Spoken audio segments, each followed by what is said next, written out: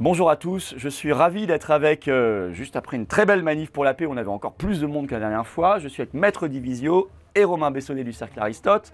On va parler de sujets très importants, mais on va commencer, cher Fabrice, par un de vos clients, parce que je crois que vous défendez une personne qui, sur les réseaux sociaux, a critiqué Brigitte Macron, et il se retrouve en garde à vue, c'est ça? Elle se retrouve en garde à vue, oui, déférée au parquet.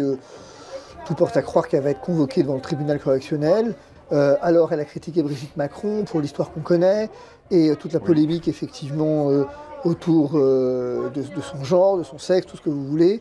Mais surtout, en fait, elle a critiqué Emmanuel Macron en ce qu'elle a dit « Vous aurez des comptes à rendre pour le mensonge d'État ».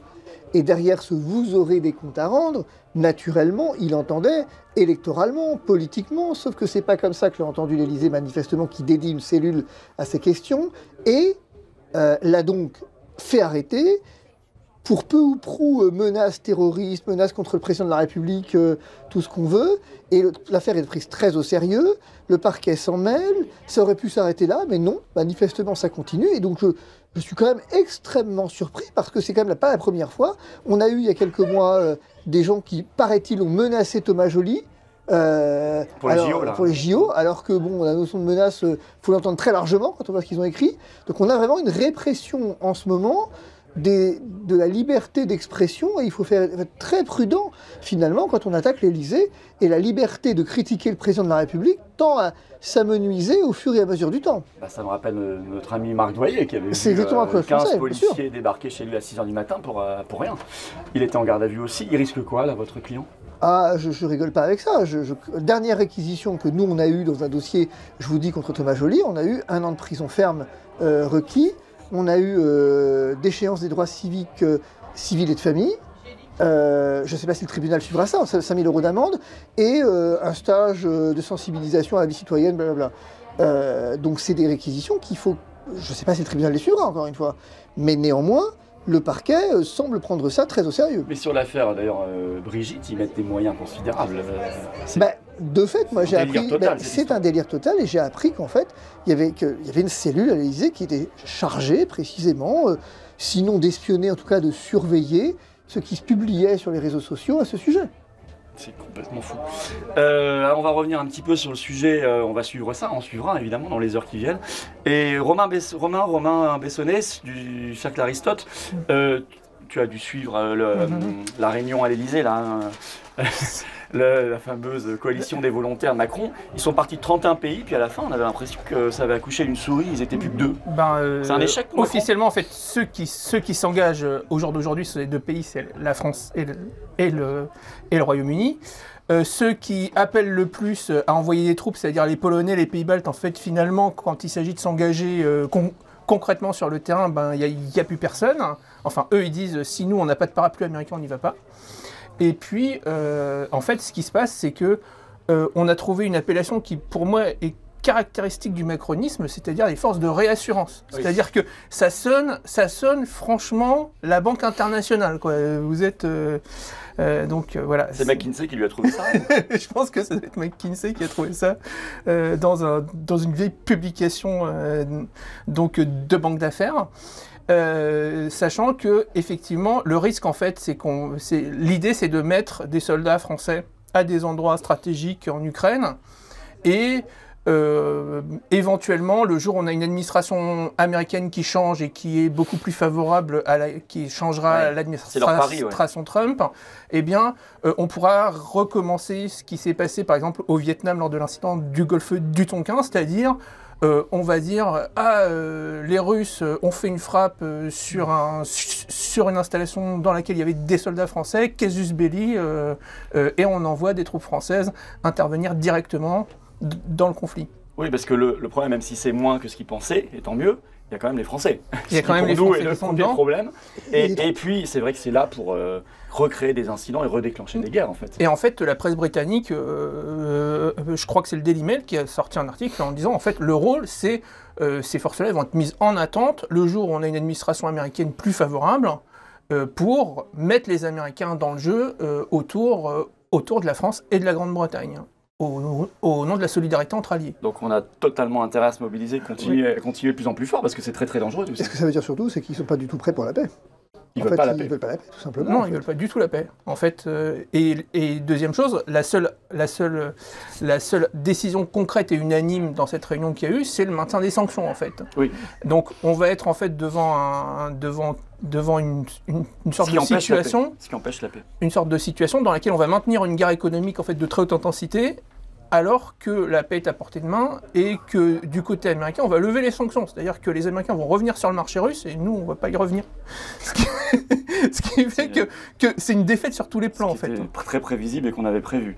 Totalement. D'ailleurs, dans ce contexte, on les sent, on parlait de l'affaire de la garde à vue, mais sur le contexte lié à la guerre, Bayrou était à un colloque de Viginum, là, l'instance qui est chargée de contrôler la présence de l'ingérence étrangère, mais enfin c'est que les Russes, hein, sur les réseaux sociaux. Et les Chinois. Oui, oui, et les Chinois, une espèce de truc très trouble, ce Viginum qui a été créé il n'y a pas longtemps pour vraiment censurer. Et il a fait un discours délirant. Il a dit, vous croyez être en paix, mais on est en guerre, il va falloir... lutter mieux contre la désinformation russe, l'ingérence, je vous demande d'agir dans cette guerre. Enfin, c'est un vocabulaire très guerrier, très belliciste. On peut s'attendre à tout derrière, en fait. Même un scénario à la roumaine. Je crois que le scénario de la roumaine, ce serait presque un moindre mal. C'est-à-dire qu'en fait, rien n'exclut du tout qu'en 2027, on n'ait pas un maintien au pouvoir d'Emmanuel Macron. Ah, vous croyez ça? Je ne sais pas si je le crois, mais je le crois capable, en effet, de provoquer des circonstances. On revient sur les circonstances tout à l'heure évoquées. Je vous crois capable de provoquer des circonstances telles que, regardez, il se passe un incident, il y a quoi que ce soit qui fait qu'on est en guerre asymptomatique. Et du coup, guerre asymptomatique. Ouais. Bah oui, parce que bon, enfin, rappelez-vous, hein. Et Bayrou a dit, vous croyez être en paix, mais on est en oui, guerre. C'est ça. Ouais. Vous croyez être en paix, donc, mais on est en guerre. Vous croyez être en bonne santé, mais vous avez le Covid. Mais vous avez le Covid, vous êtes malade. Bon, c'est la même chose. Non, mais ce qui est surtout délirant et qu'il faut bien prendre comme mesure, c'est que la vraie guerre, on le voit, hein, elle est en train de se mener contre la liberté d'expression. L'exemple tout à l'heure évoqué, la garde à vue, en est un exemple. Mais d'une façon générale, en temps de guerre, la première chose qu'on fait, c'est qu'on limite la liberté d'expression. Puisqu'il y a cette fameuse, vous vous souvenez pendant le Covid, pourquoi est-ce qu'il avait utilisé le vocable guerre ? Parce que la guerre, elle suppose l'unité nationale. Et rappelez-vous, quand j'avais poursuivi les ministres, on nous avait dit, mais comment osez-vous ? Alors que je faisais que saisir la justice. Hein, comment osez-vous, dans ce temps de guerre, il faut être derrière le gouvernement, on verra plus tard les dissensions. Bah oui, mais le problème, c'est qu'on recommence en fait là. On recommence avec cette même thématique du « il ne faut pas s'opposer » et de fait... Le garde-à-vous national. Ouais. On est en garde-à-vous national. De fait, le RN ne s'oppose pas. Personne qui a le pouvoir de s'opposer ne le fait réellement à l'Assemblée. On a reconstitué ce semblant d'unité nationale et on est dans une situation où, concrètement, demain matin, si on vient supprimer votre liberté d'expression, votre liberté de circulation, tout le monde applaudira à l'Assemblée. Parce qu'il faut être derrière son gouvernement et que la guerre, c'est un côté viril. Voilà. C'est tout. Hein. Je pense que c'est aussi bête que ça. Hein. Et ça permet le secret défense, comme pour les conseils de défense sanitaire. Alors, complètement. C'est-à-dire que l'autre versant de la guerre, c'est qu'on limite la liberté d'expression de la population et on limite la transparence. La transparence ne va pas avec la guerre. L'intérêt supérieur commande l'atteinte à la liberté d'expression et commande l'atteinte à la transparence. Ça suppose une résistance très très forte du peuple français. On en parle et on le fait ici. Ça suppose une chose. Ça va être très important. Et c'est ce que j'ai dit tout à l'heure quand j'ai pris la parole. C'est l'intérêt de ces manifs, c'est que puisque les médias mainstream ne veulent pas entendre une autre voix que celle de la guerre, il faut quand même que les gens qui passent, le fameux passant qui passe, voient qu'il y a une autre possibilité, qu'il y a d'autres voies, qu'ils puissent s'arrêter ne serait-ce que 2 minutes, s'il en a envie, pour au moins s'il est ouvert à voir une autre possibilité. Sinon, où vont les gens qui s'interrogent, qui se posent des questions?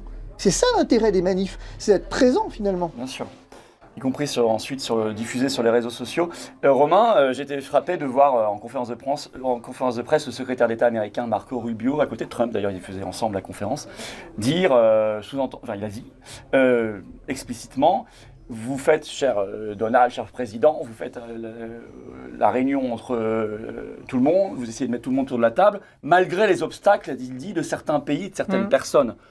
Il n'a pas dit Macron, mais enfin on pensait tous à Macron, quoi. Est-ce qu'on peut espérer que cette administration Trump mettent tellement de bâtons dans les roues de Macron et de l'Union européenne qu'ils arrivent quand même à bloquer ces dingues. Tout d'abord, il n'y avait pas que Macron qui était visé, il y avait aussi Ursula. Il faut être clair et net, parce que en fait, l'un des obstacles à la paix, c'est justement les Russes veulent que la paix soit assortie, que la sortie de la guerre en fait, militaire soit assortie aussi d'une sortie de la guerre économique. Donc la question des sanctions est aussi un élément de l'accord. Et les Européens et la Commission européenne est vent debout contre toute idée de lever les sanctions. Ça, c'est un point sur lequel l'administration américaine actuellement achoppe. Et donc, je pense qu'on risque d'avoir une guerre, en fait, la guerre économique qu'on avait promis contre la Russie, en fait, c'est l'Amérique qui va nous la faire derrière. Parce que les tarifs, en fait, de 25% sur les voitures sont un premier échantillon de ce que l'administration américaine va mettre en place pour amener les Européens à la suivre dans la logique de paix. Je pense que... Donc c'est comme ça qu'ils pourraient faire pression. C'est comme ça qu'ils vont faire pression. Je pense qu'il n'y a pas d'autre chemin de toute façon pour eux, étant donné que les Européens veulent être à la table des négociations, les Russes ne veulent pas les voir, à cause des accords de Minsk. Je vous rappelle, sur les accords de Minsk, on s'était engagé à être les garants de l'accord. Les Ukrainiens ont enfreint les articles des accords de Minsk les uns après les autres, les Européens les ont jamais sanctionnés. Ils leur ont dit au contraire, on est à vos côtés, faites ce que vous voulez, de toute façon on sera toujours derrière vous. C'est d'ailleurs pour ça que Poutine ne veut pas voir les Européens à la table. Oui, parce qu'on est considéré comme non seulement pas fiable, mais comme étant des gens irresponsables. Donc quand on met notre signature sur un accord, c'est comme si on n'avait rien fait. Pire, on donne aux Ukrainiens le sentiment qu'ils peuvent faire ce qu'ils veulent en fait. C'est pour ça que les Russes ne veulent plus nous voir en fait. Et vous savez que pour la guerre économique, je vous raconte une anecdote parce que c'est frappant, il y a quelques années ou 2 ans, dans les paquets de sanctions, il y a eu l'interdiction pour les cabinets d'avocats européens de venir, qui étaient donc présents sur le territoire russe, de conseiller, d'exercer une activité de conseil auprès des Français, enfin des Européens installés en Russie, entreprises installées en Russie, y compris européennes, et également des Russes. Alors, très bien, sauf que qui a récupéré le marché colossal de ces conseils? Les Américains. Les gros cabinets américains, qu'on arrivait à concurrencer jusqu'ici, les gros cabinets européens avaient une présence en Russie qui permettait effectivement de contrebalancer le poids des Américains, et bien ont perdu l'intégralité du marché au profit des Américains. Oui, c'est ce qui va se passer sur tous les secteurs. C'est ça. Comme l'automobile, on était, nous, Français, très présents en Russie, la grande distribution, tout ça, on était premiers. Bon.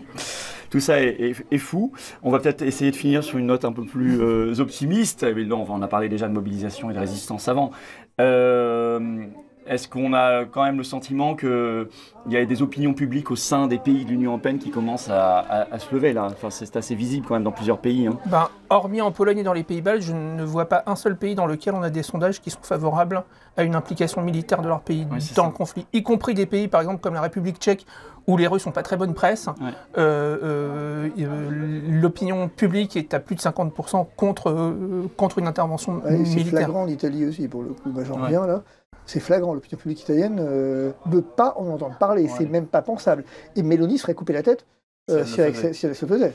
Oui, c'est ça. Donc on peut imaginer quand même un puissant mouvement pour la paix et le retour à la raison qui se lève et qui commence à se lever. On le voit, qui commence. Et mais il ne sera pas tout seul. Il faut le susciter, il faut l'organiser, il faut être rassemblé pour ça. Merci beaucoup, cher Maître Divisio et Romain Bessonnet. Merci à vous. Je remercie Maître Divisio et Romain Bessonnet pour ces excellentes analyses. Perspectives d'action, nous vivons des moments tumultueux. On voit les priorités de l'Élysée, cette cellule militaire qui surveille l'affaire Brigitte, etc. C'est incroyable avec cette répression, cette volonté de censure encore exprimée par Bayrou. Mais où sont les oppositions au Parlement pour les motions de censure, la destitution? Et évidemment, le combat pour la paix, nous revenions là, la grande manif nationale, l'Union sacrée pour la paix que nous avons organisée à Paris et dans 12 villes de France grâce aux Patriotes. Et nos amis participaient à et ont pris la parole lors de cette manifestation.